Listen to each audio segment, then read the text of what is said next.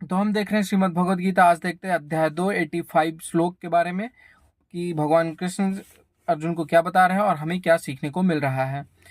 कहते हैं, तुम्हें अपना कर्म कर्तव्य यानी काम करने का अधिकार है, किंतु कर्म के फल के तुम अधिकारी नहीं हो। तुम न तो कभी अपने आप को अपने कर्मों के फलों का कारण मानो, न ही कर्म न करने में कभी आसक्त हो।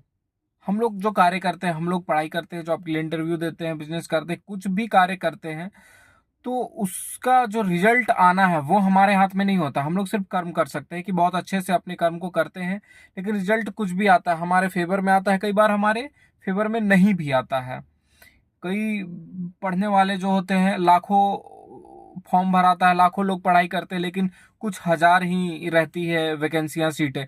तो लाखों में से हजार का ही होगा। अब लाखों में से मान लो 50% भी अगर बहुत अच्छे से पढ़े, सारे स्टूडेंट बहुत अच्छे से कहते हैं कि हम बहुत मेहनत किए, बहुत पढ़े, बहुत पढ़े, बहुत पढ़े, लेकिन हमारा नहीं हुआ, तो रिजल्ट उनके हाथ में नहीं था। रिजल्ट था रिजल्ट देने वाले के हाथ में। सिर्फ कर्म उनके हाथ में था कि वो कितने अच्छे से, कितने अच्छे तरीके से और आसक्ति यानी कि उससे डिटैच होकर के काम को कर रहे हो, पढ़ रहे हो, और रिजल्ट के बारे में ना सोचें।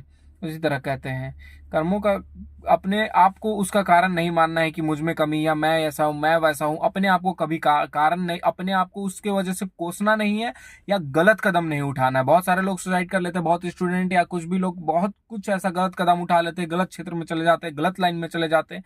तो ऐसा नहीं होने देना है, गलत क्षेत्र में, गलत लाइन में नहीं जाना है। हम लोगों को अपने आप को कारण नहीं मानना है कि चलो ठीक है, मैंने अपनी तरह से मेहनत किया, रिजल्ट नहीं आया, फिर दूसरा काम देखता हूँ, दूसरी एग्जाम की तैयारी करता हूँ, दूसरे पे ट्राई करता हूँ।